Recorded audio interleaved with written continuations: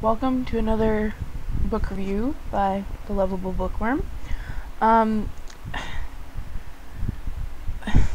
don't even know how to describe this book. Boring as shit. That's how I'll put it. The book is Vlad, The Last Confession by C.C. Humphrey, or however you say it.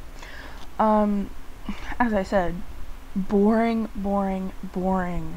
I think this is my first diss of a book, and will be hopefully the last that I do for dissing a book, but it's just ridiculous.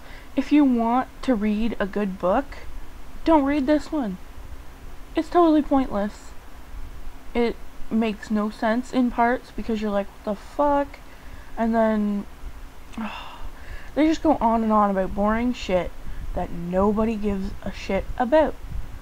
Like, I don't even know the words to describe it, like my utter hatred for this book. I spent like $10 on it, thought it'd be good, and cursed the author later.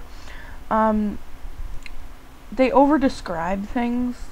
Like, books should describe things to the point that you know what's going on and what a person looks like, what a place looks like or is like, but you shouldn't be able to picture it exactly how the author sees it. You should be able to read it and go, oh cool, and think in your mind, okay, this is what this looks like, and have it not be totally what's put in the book, because that takes the whole fun out of reading, I feel. Because I like when I read and I try and figure out, okay, who's this character? What do they look like? What do they do? What's this place look like? And for me, it's like, when I read, it's like a movie playing in my head as I go along, and I make all of my own characters, basically. Like, there could be movies of a book. If I haven't read the book yet, I usually won't see the movie because I like to create my own characters and then see the movies and go, oh my god, I pictured that person just like that, or whatever.